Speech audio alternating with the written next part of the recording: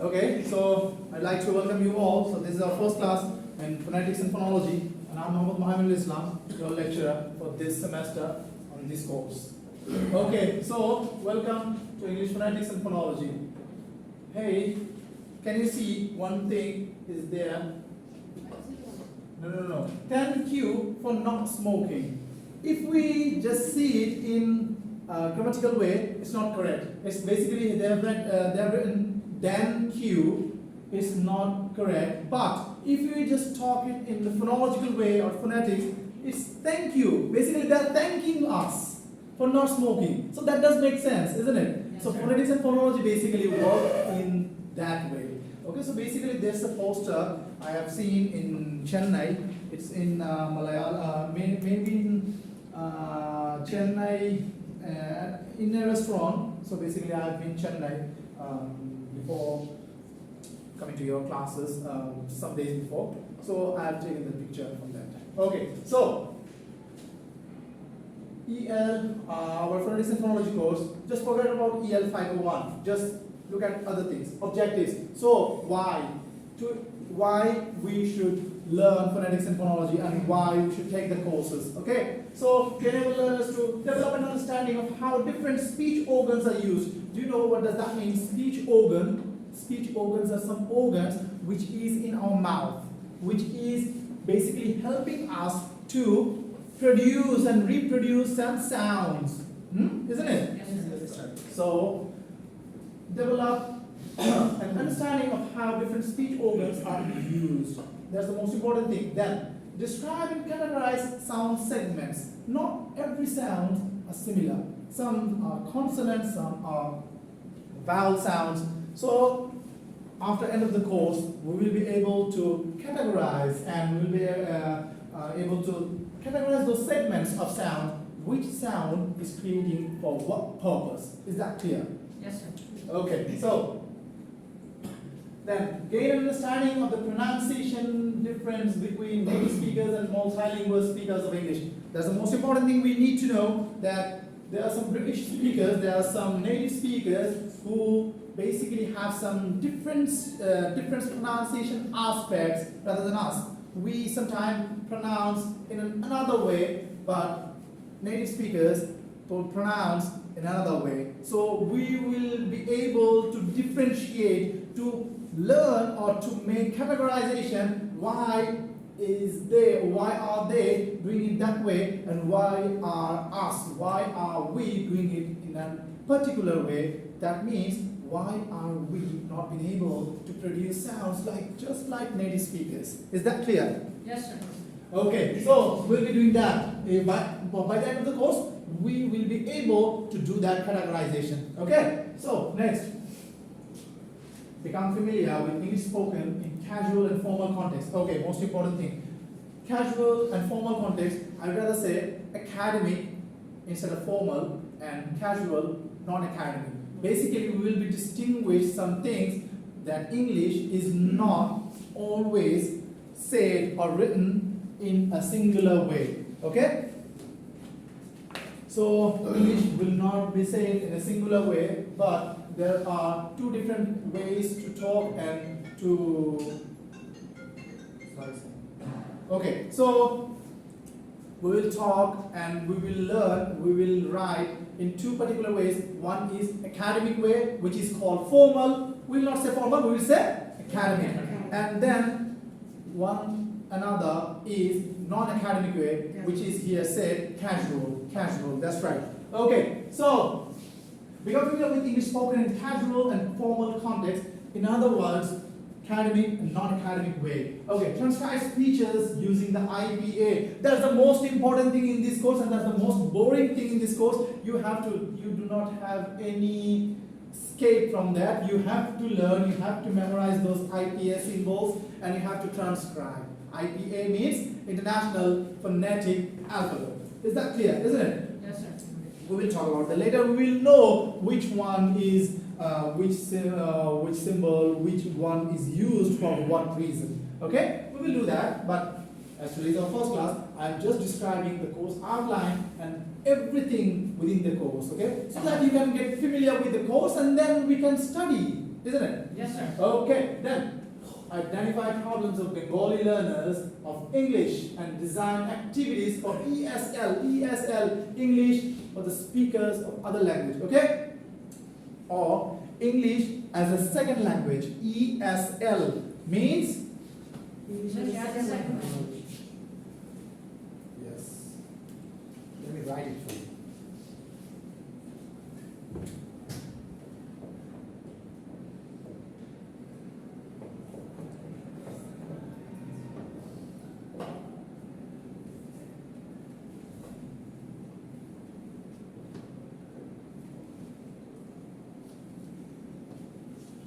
On my handwriting, please, but I think you already have understood what I wanted to say. English as a second language, isn't it? Yes, sir. Okay. So, we will identify problems that we, who are not native speakers of English, are facing some problems which is not be facing by some native speakers. Okay, for example, just for example, in English, they do not have any alphabet or any sound like gho. In Bengali, we can say gho, just like ghor, ghori. Another thing, come on. Ghora, that's right. So, but in English, they cannot use the word gho. So, an Englishman would say gor, gori, and gora. Isn't it? Yes, sir. At the same time, we will say, an Englishman will say ghost, just like booth, ghost, we will say ghost. Isn't it? Yes, sir. Isn't it? So, we will say ghost because of GH. Because of GH. Ghost. Okay, just think about GH. In Bengali, GH means ghor, ghor, ghora. But English is go. Yes, sir. See, we have some differences as the native language, native speakers of the language, and as the second speakers of the language. We will say it ghost, but that's not the right pronunciation. The right pronunciation is ghost. Ghost. Yeah, that's right. Bust. Yeah, that's right. Ghostbusters, isn't it? Yeah, Ghostbusters. Yeah, that's right. So, but in Bengali, we can say ghost. So, we will be talking about that. Why this? That's only one problem in one phoneme or with one phonetic feature, but there are hundreds of them, isn't it? We will be talking about that. So, problems of Bengali learners to English and design activities. We will design some activities for that in order to overcome that, so that in Bengali learners can do. I'm a Bengali learner, but I can say ghost, isn't it? So I can say ghost. I'm not saying ghost, but maybe one of my friends will say ghost. So I should, and I should be able to design some activity in order to make him pronounce ghost, isn't it? Yes, sir. Okay, so let's move on. There are some syllables. We will not be doing all of this. Don't be panicked. Okay, so we'll be doing only this, the red signs. But again, even if, okay, one more important thing, we won't be doing the red signs also. We will curtain the syllabus as we do not have many time, okay? But all of these will be touching, at least we will touch, okay? So let's, organs of speech and articulators. That's the most important thing. Articulators, one of the most important thing, isn't it? Yes, sir. Without articulators, we do not have anything in the phonetics and phonology. Okay, you can take notes, but you cannot picture it. You cannot take a picture. Well, I'll be giving it to you from your study materials, okay? No problem with that. I'll be giving it to you. You can take notes, no problem with that, but you should not take a picture, please. Okay, so organs of speech and articulators. Articulators means by where we articulate a specific sound. Ka, ka, ga, ga. Just like these. These are the articulators inside our mouth. Okay, categorize speech and sound segments. We will categorize some of the consonant sounds, some, not only vowel sounds and consonant sounds, there are various kinds of sounds out there, okay? So we will categorize those things also. Okay, so, then, consonant phonemes and the place of manner of articulation. Okay, phoneme. Can you say, what does that mean, phoneme? It's a unit of Unit of? phonology. Phonology. No, sir. G, no. Unit Come of on. thought. Unit of? Come on, you're there. Come on, boy. Morpheme, sir. Yeah. No. Phoneme, not morpheme. Phoneme, come on. It is. Almost unit of- So, what's unit of? What's unit of? Phonetics. Phonetics, no, phonetics. Come on. It's easier. The smallest unit of a sound. Come on. Isn't it?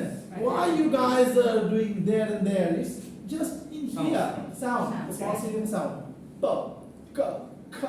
These are the phonemes, isn't it? So, consonant phonemes and their places and manner of articulation. So there are three things: place of articulation, in where the sound basically coming from, manner of articulation, how it is being pronounced, and the state of glottis. We will be talking about it later. So now this is a syllabus. You can take a note even later. So phonetic and phonological characteristics. Number 3. Phonetic and phonological characteristics of English consonant phonemes. Okay. Phonetic and phonological characteristics of English consonant phonemes. So we will be doing vowel phonemes, consonant phonemes. These are the most. These are the straight lines. Straight lines, isn't it? There's no. They're self-explanatory, kind of, isn't it? Yes. Okay, so most important thing here, different airstream mechanism and state of glottis. Airstream mechanism, that's important. How we produce the air, the lung that produces the air, and we are doing it, we are delivering it throughout the mouth. Okay, and the state of glottis played a vital role of that. We'll be talking about that in our entire course. Okay, so the airstream mechanism is really important. You can have a star on that. Yes, sir. Who?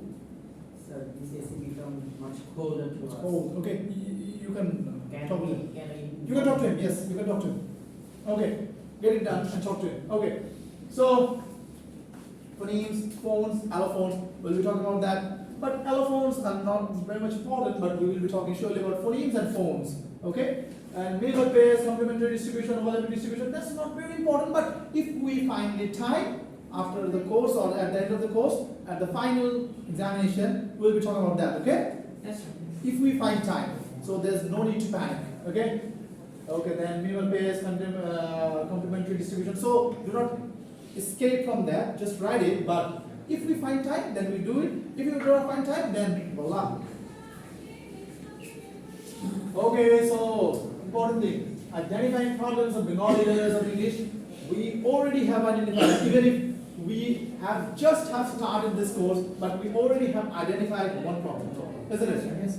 So we will be identifying many more problems, and we will be creating some solutions, some some practices. We will make some practices to overcome from that particular thing, isn't it? Okay. Hey, one more important thing I'd like to share. See, there's a word in English called, pronounce it. Thanks, isn't it? You do know in English they do not have any phoneme called thaw, but in Bengali we have that. Just like thala, thappor, and any word from thaw? Thole, thala, thappo. Come on. Thank you. It's in English. Thamun, thermometer. What? No, not thermometer. Anyone? Come on, from these two girls. Come on. Come on. I need participation. Thanda. Yes, you do. Thaw. It's thaw. Come on. One word from you or not from you? Come on. Thaka. Come on. Thamun. He has said. Okay. He has said we can count that also. So in Bengali we have. Tell them to go silently. You. Yes. So tell them to go silently. Quickly.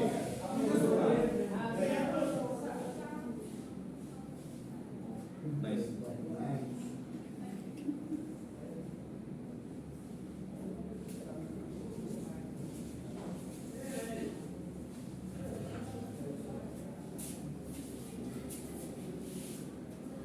Okay, so where were we? In Bengali we have thaw, so we have thala, thaka, thamun, thakpur, everything. But in English, they do not have thaw. Thaw basically is an alveolar sound. We will be doing some AST mechanisms, alveolar and velar, those sound things. So thaw basically pronounced from tongue teeth, from the upper teeth, from the core of the upper teeth. Thala, thank you, or anything. But in English, they do not have the sound. They have thank you. Basically, it's not thank you, it's thank you, thanks, thermometer. It's thermometer. It's thank you, thanks. Yes, sir. Thank you so much. Yes, sir. So just because they have utilized or we cannot or have not adopted to their way of Well, that's how phonetics and phonology work. Yes, I'm not saying that they are doing it right. There's no concern about right, wrong. Yes. There's another concept, there's world Englishes, there's English, the English varieties, that's another subject, another topic. We'll be doing it. Just why is this happening? I mean, only why. All right. Why they cannot say Saqib al-Hasan, instead they say Shakib al-Hasan. Why they say that? They say Athar Ali Khan, and we say Athar Ali Khan. Yes, sir. Just why is this happening? We'll be studying only that. No problem of who is correct, who is not correct. There's no concern about that. Okay? Understood, sir. Okay, great. So there's another problem. It's not thanks, it's thanks. It's thank you. Thank you so much. Thermometer. Any other words with TH? Thanks. Thing. Thanos. Theme, that's right. Theme. Thought. So see, this is how phonetics and phonology work. Yes. What you said now? Thing. Yeah. It's a thing. Thing. That's right. Okay. Thunder. That's right. Okay. Okay. Over. Is it used in American and British accent? Well. In phonetics and phonology, we'll be doing both. Yes, sir. Okay, everyone. Please listen to me very carefully. Why I'm hearing some sounds? I talk. Please do not make any sound. Okay. So, what is phonetics? Phonetics is concerned with describing speech. We already know that, huh? We already talked about that. Okay. And then it is the scientific study of the perception and production of human speech sound. We'll be only dealing with human speech sound. Human speech sound. We'll not be doing it. Okay? We will not be doing it with that. We'll be doing only speech sound. Not any sound that we can make. Yes, sir. Okay. So that's phonetics. We already talked about that. Why do you need to study phonetics? Obviously to pass this course. And some other things also. To describe languages that occur in the world. So phonetics and phonology, we can describe each and every language in this world. Each and every language, not only English or Bengali or anything else. We can describe each and every language in the world. Okay? So to learn to teach the correct pronunciation, well, they are telling you here correct. Correct means we will think the correct thing is the way it is. The way it is correct. We will assume this for now, okay? For now, for this course. Correct is, we will assume the way it is correct. Okay, then to become a speech therapist, yes, that's a great thing. We can become a speech therapist because some of the children may know they cannot speak some various sounds. They cannot make some various sounds. Some students, some kids could say, what can I say? Ongpur, yeah, that's right. Someone says Ongpur instead of saying Rongpur, so they cannot say the phoneme R. So the O. Instead of saying R, they say O, Ongpur, instead of saying Rongpur. So we can become a speech therapist and then we can make some practices for that. Okay, we can make some practices so they can practice and they can overcome with their boundaries. Okay. So to make computer work, that's none of our concern. Okay. So why are we going to study phonetics? That we already have talked. So I will study phonetics. Yeah, that's right. We have talked it different style of phonetics. So most important thing, you can take a note. So basically we will be doing only articulated phonetics. Okay, we will be doing only articulated phonetics, but there are three types of phonetics in this world that happens. Number one, articulated phonetics, how we articulate the sounds, how we make the sounds. Okay, by studying the articulators, the production of sound. That's right. Okay, articulated phonetics basically deals with how we receive the sound. Okay, how we receive the sound, how it deals with our ear, how we can hear the sounds. Okay, so basically articulated phonetics. Another thing, and acoustic phonetics is total science, is physics. Yes, that's right. It's total science. So we'll not talk about that. We will only be doing articulated phonetics. Okay, so number one, articulated phonetics, articulators, the parts of the vocal tract that means here, vocal tract that can be used to form sounds, that means to formulate the sounds are called articulators. That means the organs which is being using to make some sounds throughout the ear and blocking something and hissing sound maybe something. So basically those are called articulators. Okay?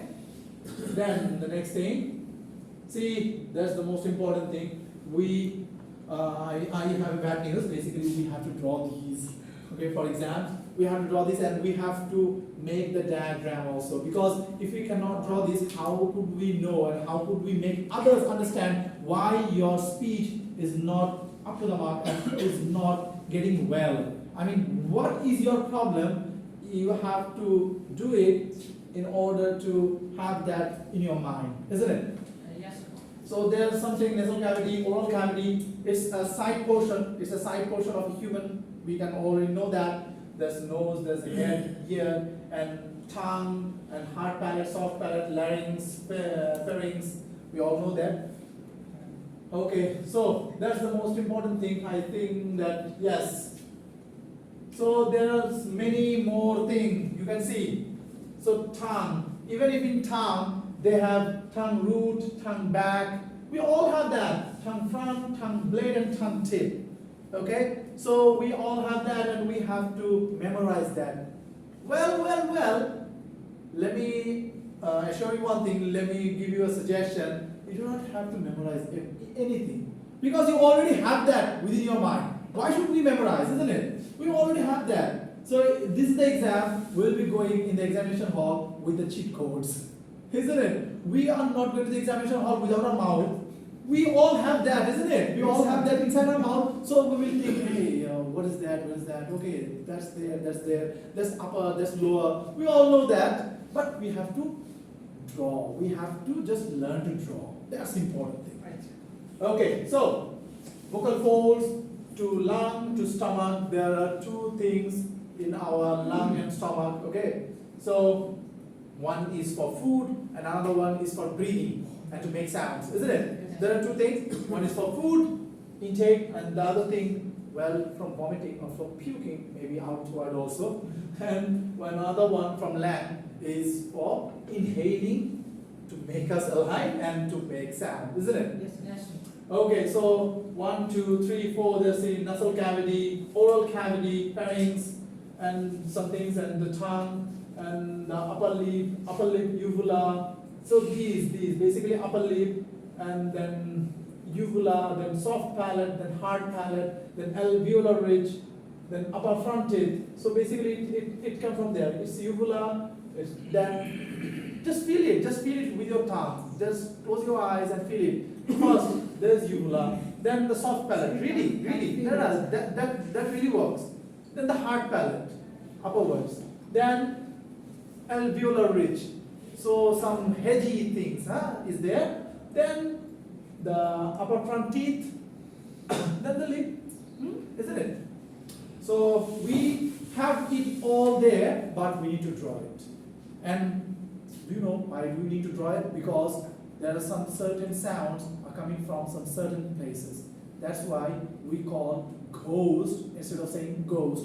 We call thank you instead of saying thank you. See, there are some problems within our articulators, not basically problems, the place of articulation. the manner of articulation. Okay, so we need to do that in order to. We will then diagram. We will make some diagram and say, see, these words shall be pronounced from there, and these words shall be pronounced from their place. Okay. Okay, so that's the most easiest, I think, diagram, and you need to draw that. Okay, you need to memorize and you need to draw that. See, nose, upper lip, upper teeth, alveolar ridge, then hard palate, then soft palate, then tongue, tongue blade, tongue tip, middle tongue, and the lower tongue. Okay, pharynx and lower teeth, lower lip, nose, and soft palate and velum. That's important also. See, there are some sounds which air comes from our nose, just like M, N. See, ma, na, isn't it? Comes from a sound from nose, and some of the sounds are coming from our mouth. So there are some differences. That's why we need to draw this. We need to draw and make sure which. We have to demonstrate which thing is coming from what place. That's a boring thing, I know, but we have to do that. Okay? Okay, so upper surface, they will say some upper surface. So the 5 upper surfaces, upper lip, we know. So it's from front towards back, upper lip, then upper teeth, then alveolar ridge, then hard palate, then soft palate at the end. We all know that, we all have that, isn't it? Yes, sir. Just feel it within your mouth. Okay. See, she's demonstrating a thing. Soft palate, uvula, tonsils, everything. Tongue. Okay, so that at the lower part, we could say, okay, uvula and pharynx are also at the upper part. So they are basically saying is the uvula and the pharynx. Okay, so the lower lip. So the lower position, there are some things. The lower lip, the lower teeth, the lower tongue. Okay? The lower lip, the lower teeth, the lower tongue. See the tongue position, the tongue tip, the tongue blade. The tongue tip, and after that, the tongue blade, then front tongue, back tongue, and the root. See? Teeth, tongue. Tongue has all 5 parts. Okay. Epiglottis also, so there are some epiglottis also. Okay. So, at the lower part, we have lower lip first, then lower teeth inside, then the tongue, and that inside at the epiglottis. Yeah, that's right. So, today we learn what is phonetics. We do not have any problem on that, maybe. Or maybe we have some problem on that. It is usual, basically it's not like that, we will be coming here and we will learn everything here. We have to go to this room and we have to go to the study table, isn't it? Yes, sir. It's more important than that. So, what is phonetics? We already know that. Why is the study so important apart from getting pass mark on the exam? So, we all know that. So, types of phonetic studies, we all know that 3 types, but we will be talking about only articulatory phonetics, isn't it? Yes, sir. No acoustic, no okay. And then the articulators, we already know that, but we already know that there are some IPS symbols we have to memorize and we have to draw the pictures of the articulators. We already know that, huh? So that's all for today, and